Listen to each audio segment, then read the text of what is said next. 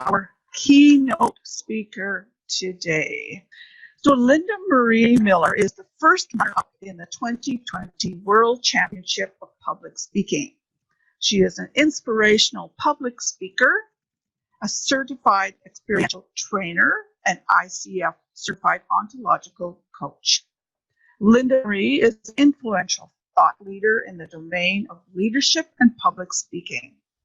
As the owner of Empowered Living, LLC, she offers trainings and coaching that inspires everyone to be champions in the world. Her signature program, Champions of Change, is a visionary leadership development program designed to transform participants into leaders in their lives, their organizations, their family, and their communities. Through her Life of No Regrets coaching program, Linda Marie calls forth greatness and amazing results.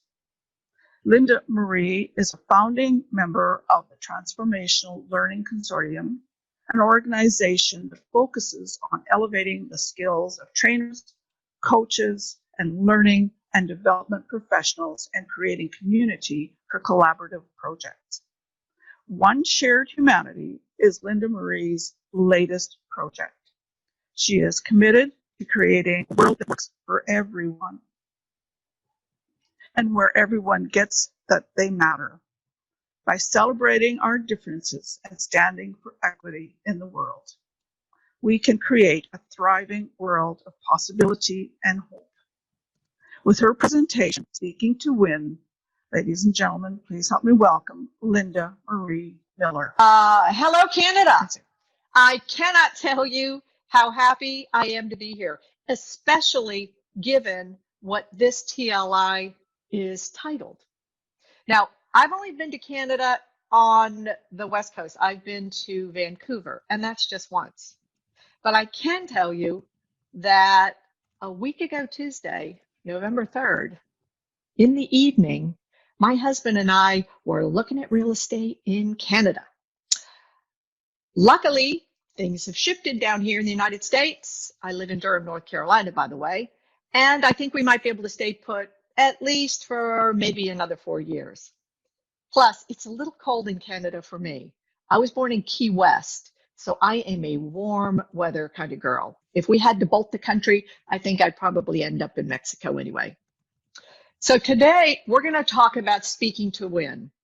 And one thing that I'm really thrilled about is the fact that you are talking about shifting paradigms. Now, shifting paradigms is an important change that happens when the usual way of doing or being something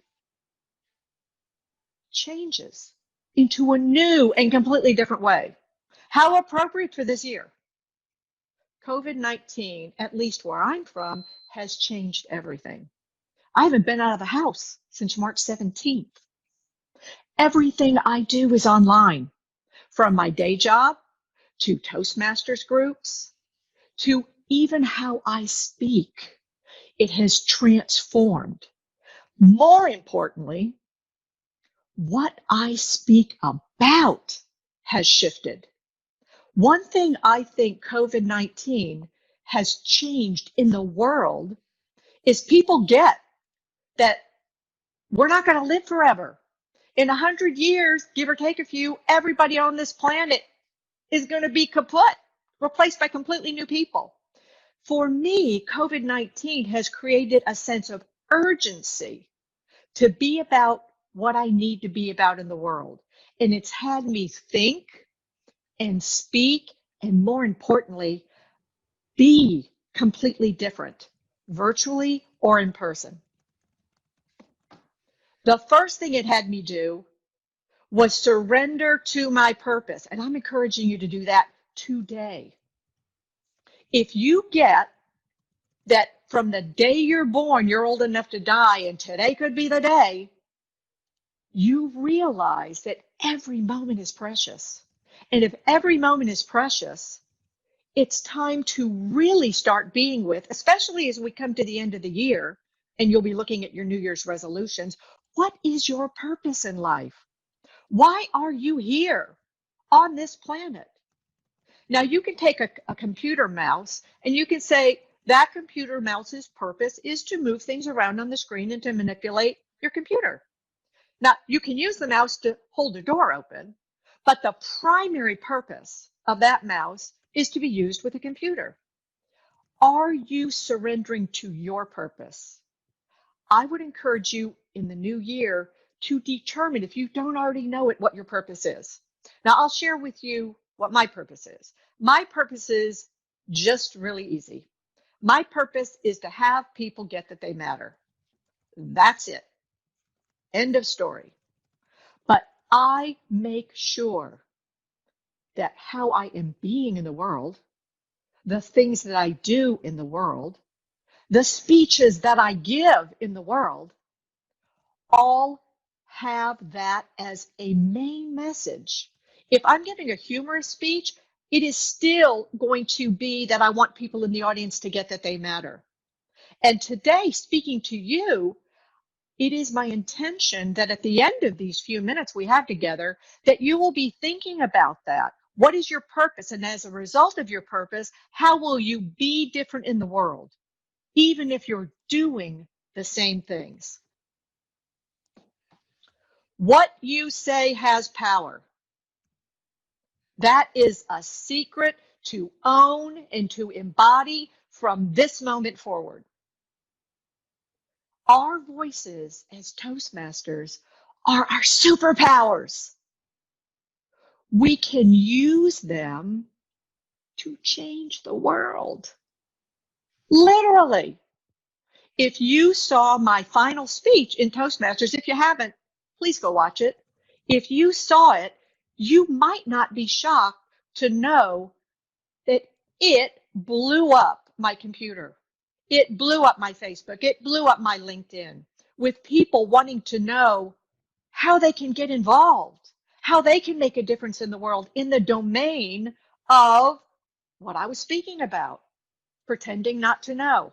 I received thousands and thousands of contacts and emails from people that it resonated. The power of my voice in a 7-minute speech that was streamed globally and watched on that Saturday morning by over 50,000 people, created a massive wave of change and a movement called One Shared Humanity. Do not speak about a difference. Be the difference in the world. Be the change that you want to see in the world, and be that change in your speaking. Start with the end in mind. Another big secret to winning while you speak. Whenever I prepare a speech, whether it's for a contest or just for a Toastmasters meeting, I start with the end in mind. How do I want my audience to be different at the end of that speech? And as a result of being different at the end of that speech, what will they be doing different? How will they be feeling different? And more importantly, how will they be being with other people? Whenever I speak, I'm never speaking to you. I'm not speaking to my audience. I'm not speaking just for the benefit of my audience. I'm speaking, hopefully, it's my intention to speak in a way that has you be different with other people. I'm speaking in a way to change the thoughts and feelings and opening the hearts and minds of the people you will be with after hearing me. That you get that you matter. That you get that you matter so much that the people you touch after this 30-minute presentation palpably feel a difference in your presence, and that you own that power of your voice. Be flexible. Don't memorize your speech. Be flexible to what your speech looks like. For my final speech, I delivered that speech to 4 very serious audiences, in addition to just at a couple of other clubs. And every time I gave that speech, I said, let me have it. I need that feedback. Forget the evaluation. Let's do a round robin. And all I want you to tell me is what's not working. I know what's working. Heck, I'm at division, or I'm at district, or I'm at quarterfinals. I know that I must be doing something right to get there. What I don't know is what's not working. Care enough about me to be honest with me. Then I have an open body stance, and I ask them to just, let's keep it coming. Keep it coming. Forget that sandwich method. Tell me something good, and then tell me something to work on, and then tell me something good again. That is not what you want to hear if you are speaking to win and you want to change the world with how you speak. Be flexible in being willing to rewrite your speech. Every single time in those 4 very serious audiences that I gave that speech to, my final speech, after I got feedback, I rewrote it. The Saturday before, just 7 days before I delivered that speech internationally, I had a completely different speech. I had humor in the speech. I had 2 sections because I was following the rules. Make sure you have at least 2 minutes of every 2 minutes you have laughter. Make sure you do this. Make sure you do that. Like all of the Toastmaster rules about speaking to win. And the feedback I got was, why are you dancing around your message? Why are you trying to throw in some cute little funny stories about completely different things and then come in for the impact? What's wrong with just being your message? Having your message land. This is your chance. Forget about winning a contest. When I heard that, I said, no, I'm in the semifinal. I mean, I made it to the finals. I want to win. But then I realized what it's really all about. Speaking to win is not about a Lucite trophy that you can go down and buy at any trophy store. Speaking to win is using your powerful voice, combining it with your purpose for being on this planet, and changing the world, opening the hearts and minds of the people that you're speaking to. And I believe that's why every single Toastmaster has joined Toastmasters, only to hone the tools that they'll use in order to manifest the world that they want to see, manifest the change that they want to be in the world. Embodiment makes you believable. I'm going to say that again. Embodiment makes you believable. If you memorize your speech and you just stand and you deliver a perfect speech and it has the perfect vocal variety and softness and loudness, no ahs, no ums, but you are not in touch with the words that you're speaking. You don't have them in your heart. You just have a memorized speech. My advice to people when I coach them on public speaking is memorize the heck out of it and then forget it. By the time you have memorized it, you have it in your at a cellular level. You have it what I call ready to hand. It's always going to be there. I tell my husband, on my deathbed, if you gave me the first line of my semifinal speech or my final speech, I wouldn't miss a lick. I will remember it forever because I embodied it. So when you are wanting to be in a speech contest or speaking to people, do not be a caricature of a perfect Toastmaster. Get in touch with your message. Embody the words. And then when the camera goes on or when you walk out on the stage, let your speech use you. Let your speech flow through you. I'm a firm believer that any speech I dream up in my mind is only being dreamed up because the world needs to hear it. Now, that might sound kind of crazy, but what it has me do is when I stand on a stage or when I stand in front of a camera, I really believe there is at least one person in the audience that needed to hear what I had to say, that in some way is shifted by what I say.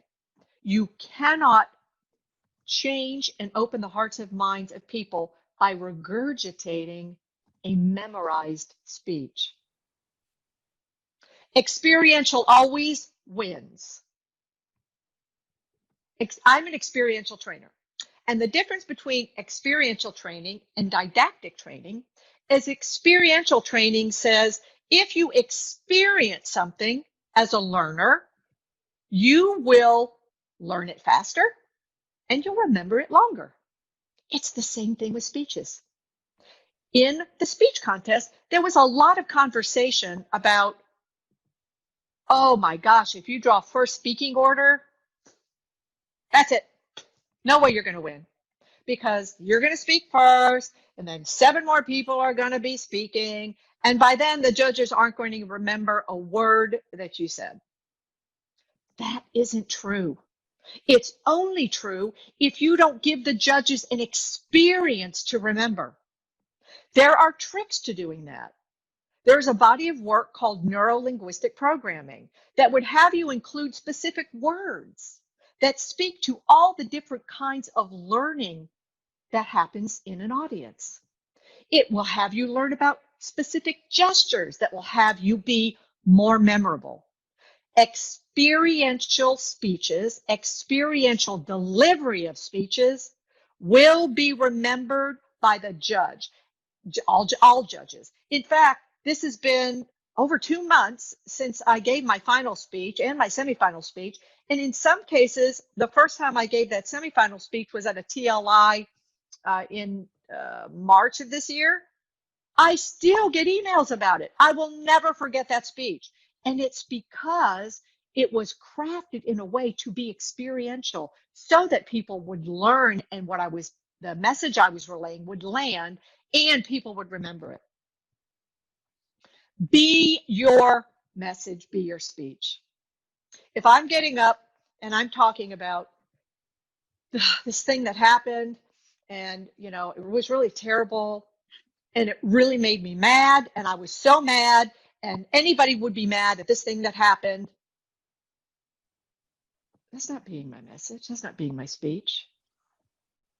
But if I embody the words that I'm saying, if I let my speech be through me, I might say something like, "This really made me mad." One of the problems in Toastmasters is people are worried about what they look like. Am I going to look stupid? Am I going to look unimpressive? What if I cry? I've had so many people say, I want to speak about something important to me, but what if I cry? If you don't cry when you're talking about something, you're telling a story, or you're talking about something that so deeply touches your heart, you care about so much, and you don't cry, I won't believe you. Stop worrying about what you look like. Let the beingness of who you are come through. One of the things that judges always remember is the accelerated learning theory called, if I speak to your emotional center, you will remember it. If I speak through your ears just to your brain as a speech, perfectly delivered, you will forget it. You'll forget the message and you'll forget me. So be your message. If your message requires you to be silly and sing, then sing. I have a terrible voice, but I have sung in speech contests to show the level of beingness I'm willing to go through to get my message across. And here is a tip. If you think that you are being outrageous, you're not. people generally think, if you think of a pendulum that swings like this, people go, oh yeah, I'm out here. Oh, I'm really wild and crazy. I'm really letting it out there. No, swing way out, swing out here. If you do that, especially on a stage, all of your gestures, all of your speaking has to be really exaggerated, especially on a big stage. So whatever you think you're being, be that times 10, and you may be getting the message across. Speak like it matters. This speaks to your powerful voice. This is a picture from London about 3 years ago. I don't know if you heard the story, so I'm going to tell it to you. This guy was walking on a bridge and decided to end his life. He had nothing else to live for. I have no idea what was going on with him in his life, but it was so bad he didn't want to live anymore. He climbed to the other side of the bridge and he was getting ready to jump. A passerby saw him and reached over and talked to him and grabbed him. That person enrolled all these other people to grab hold of him. They put their belts around him. They found rope and put it around him. Look at this picture.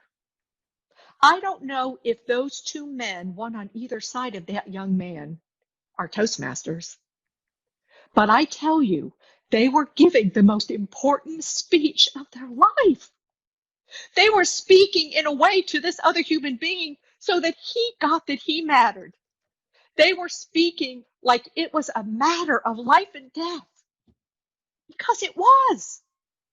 What if every time you gave a speech, you gave a speech like it mattered, like it was a matter of life and death? You might be giving a humorous speech and pick someone up in the audience who was so down in the dumps that they had thought about ending their life. I don't know if it's true, but if you come from a place that says, if it's to be, it's up to me to make a difference and speak like it matters, you will speak differently. They held this man and showed a care for him with their language for over an hour and a half until the authorities could show up and get the man down safely. You are powerful. You have a purpose. Every time you speak, whether it's in a Toastmasters group or to a clerk at the grocery store, speak like it matters. What difference are you committed to making in the world? What difference are you committed to being in the world? I have given you today some of my secrets in how I'm different in the world than many people, especially when I deliver a speech. But we are living in a shifting paradigm in this world. Even the way you give speeches. I broke all the rules. I spoke about something controversial. I didn't have any hand gestures. I definitely didn't have any humor. And I am the first runner-up. Or to the girls out there, I say I'm the number one female in the world of public speaking, because Mike Carr is a guy. So don't be stuck on the rules. Be stuck on the difference you want to make in the world, and then be that difference. Experiment. If you want more suggestions, you can reach out and contact me anytime you want on my email, or you can join One Shared Humanity. You can reach out. There's an email there. Reach out and ask me any questions. And please join the movement of One Shared Humanity to create a world that works for everyone, where there's no race but the human race. Thank you so much for having me. I hope you have a phenomenal TLI. And I want to tell you, I've been speaking a lot, and the fact that you were having to have you had a breakdown and not everybody could be renamed, that means that you have an impactful, huge audience here today. And I just really want to say, you guys are rocking it. I've been speaking all over the world for the last 2 months, and this is a huge group to pull together for TLI. I hope you have a phenomenal day. And before the end of the day, share with one other person at this TLI what your purpose in life, and as a result of what your purpose is, something you're committed to being different in the world. Thank you. Thank you so much, Linda. Yay, everybody give her a Thank big you so much, shake. Linda. That was wonderful, Linda.